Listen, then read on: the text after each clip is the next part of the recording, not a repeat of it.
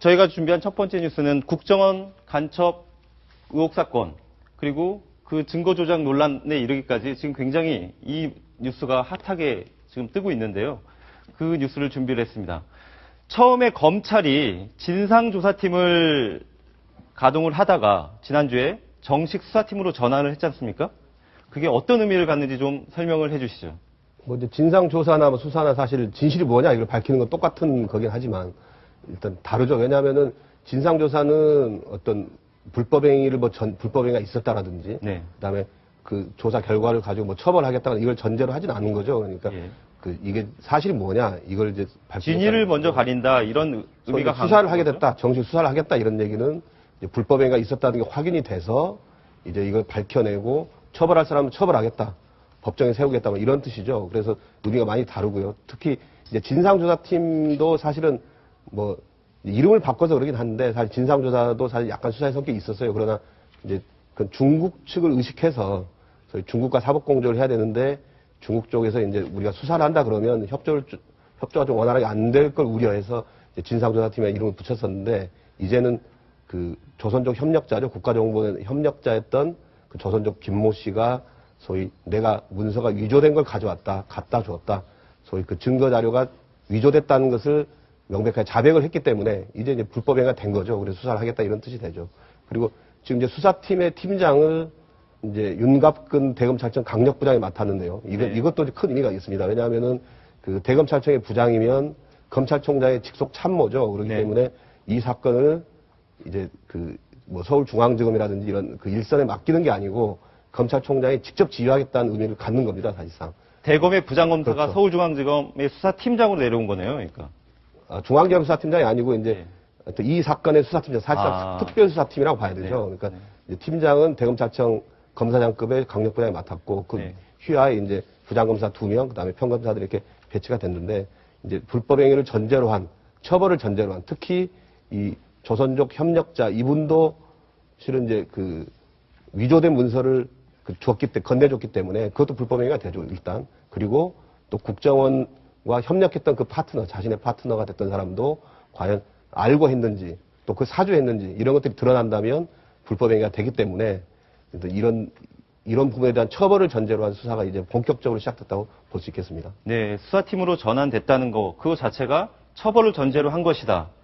자, 그런데 이 사건에 궁금한 게 있는 게 처음에는 간첩을 적발한 사건이었습니다. 근데 증거 조작 논란이 불거지면서 어떻게 보면은 국정원이 대북 첩보를 이렇게 입수하는 방식, 그러니까 일종의 영업 방식이 그대로 노출된 거 아니냐 이런 지적이 있거든요.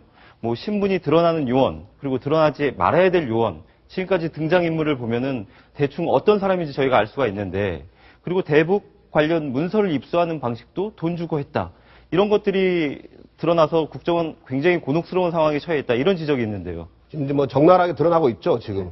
실제로 지금 국가정보원 입장에서 굉장히 위기에 처한 상황인데 그 위기가 두 가지예요. 하나는 소위 법정에 제출한 재판의 증거로 쓰는 자료를 위조한 걸 갖다 냈다. 네. 소위 그 간첩 사건의 신뢰성, 지금까지 해왔던 또 수사하고 있는 이런 간첩 사건에 대한 소위 국정원이 수사하고 있는 간첩 사건의 신뢰성이 굉장히 흔들리는 거죠. 그러면 이 사건뿐만 아니라 야, 과거에도 또 이랬던 거 아니야? 항상 이랬던 거 아니냐? 또 앞으로 뭘 해도 믿지 않는 뭐 이런 일들이 벌어진다는 점에서 한 가지 위기가 있고요. 또 하나는 소위 중국 내에 그동안 구축해왔던 소위 휴민트라고 하는 그 정보망이 노출이 되면서 이제 이 가동이 할 수가 없게 됐다는 점. 그러니까 단순히 그 조선족 이 협력자 그리고 그 사람하고 또 같이 연결돼 있었던 뭐 중국에 대해서 그 도와주고 했던 그런 휴민트들이 있을 거란 말이죠. 이런 것들은 일제히 활동할 수 없는 상황에 처했기 때문에 또 그게 노출이 됐고 어떤 이런 두 가지 점에서 위기에 봉착한 거죠. 특히 중국 내에 휴민트는 어떤 의미가 있냐면은 소위 우리가 북한에 대한 정보를 쉽게 얻기 어렵잖아요. 북한에 뭐 침투하기도 쉽지 않을 뿐더러 침투해도 이 굉장히 엄격하게 통제된 사회이기 때문에 거기에서 좀 머물 것이 잘 없어요. 그렇기 때문에 실은 중국 쪽에서 대북 정보망이 그 대북 정보를 많이 입수를 하는데 소위 중국 내에서의 이런 우리 첩보망 정보기관의 첩보망이 무너진다는 얘기는 소위 대북 정보 수집에 아주 큰 타격을 입게 된다는 뜻이 되죠. 특히 중국 당국에서도 소위 한국의 정보기관 사람들이 와서 그런 그 정보 활동하는 게 굉장히 기분 나쁘게 생각하죠. 사실 마찬가지죠. 우리도 우리나라 땅에 들어와서 뭐 다른 나라 그 정보기관에 들어와서 첩보 활동 한다 그러면 기분 좋을 수가 없죠. 왜냐하면 우리에게 손해가 될 수 있는 정보를 빼앗을 수 있기 때문에 이런 점에서 큰 위기에 빠져 있고요.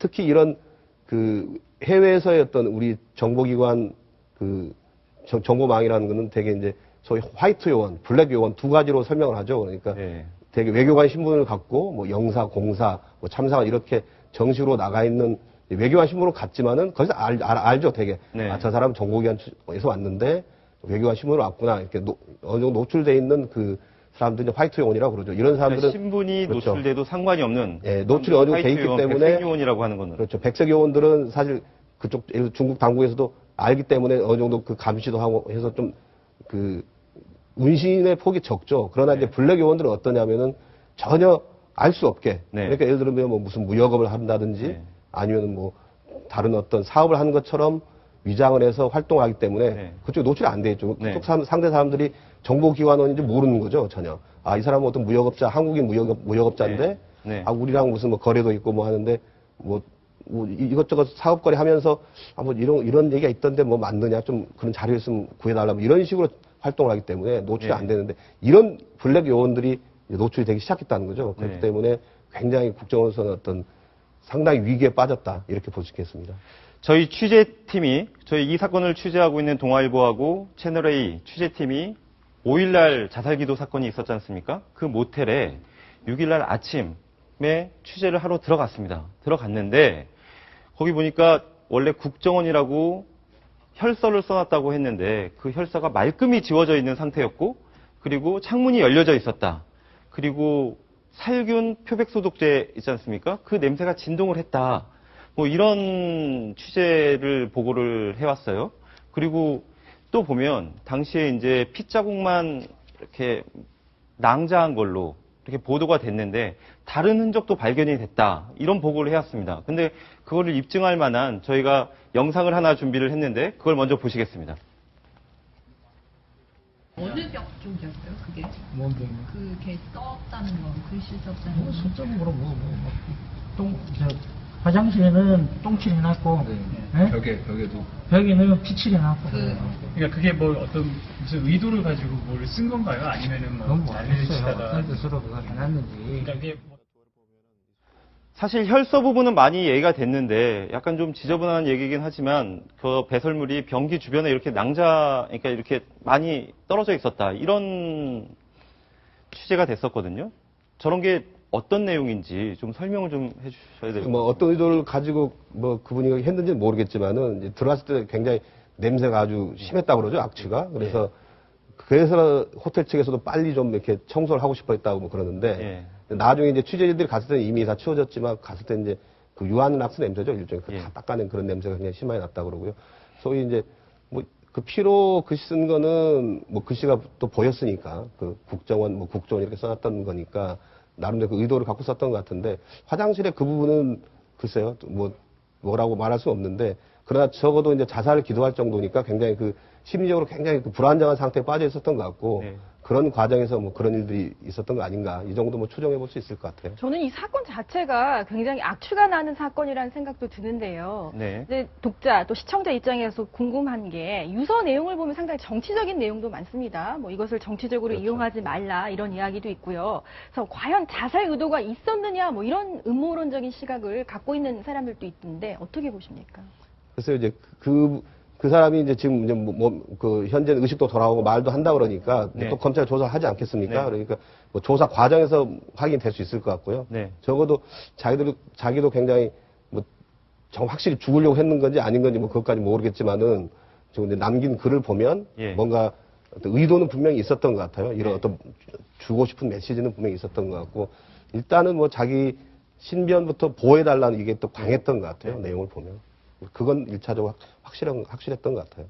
지금 이번 사건을 통해서 국정원이 뭐 남재준 원장까지 책임을 져야 된다. 이렇게 굉장히 비난과 비판의 목소리가 커지고 국정원이 곤혹스러운 상황에 처했는데 사실 오늘 뭔가 입장을 발표할 예정이었던 걸로 알고 있습니다. 혹시 그 입장을 발표했나요? 뭐 원래 이제 어제부터 낸다 그랬었는데 어제도 안 나왔고요. 이제 오늘 또 여기 방송 시작 전까지는 뭐 확인해 봤는데 그때까지 안 나와 있었는데 뭐 일단은 최소한 뭐 그 정도 입장이라고 그래요. 근데 내도 뭐 어떤 자세 팩트에 관한 것보다는 검찰 수사에 최대한 협력하겠다. 그리고 책임질 부분이 있으면 그런 관련자에 대해서는 책임 엄중하게 묻겠다. 이런 정도의 내용일 걸로 알려져 있습니다. 그리고 이제 야당에서 특히 오늘 이제 안철수, 김한길 또 두 분이 그 뭐 특검 얘기도 좀 나오고 그러지 않았습니까? 특히 이제 지방선거까지 이 야당으로서는 상당히 호재가 될 수 있기 때문에 굉장히 이 사건을 가지고 소위 특검 요구도 하면서 지방선거 국면까지 끌고 가려고 할 가능성이 높아요. 그런데 오늘 이제 김진태 검찰총장이 지시를 하기를 네. 신속하게 맞춰라. 네. 신속하게 뭐 맞춰라라는 말을 한 건 아니고 신속하게 그 진상을 밝히고 수사해라 뭐 이런 지시를 했던 건 또 빨리 끝내라 약간 이런 뉘앙스에 좀 차이가 있는 것 같아요. 네. 국정원 증거 조작 사건, 이 여전히 의혹이 굉장히 많습니다. 저희가 수사팀이 결과 나오는 대로 즉각 보도를 해드리겠습니다.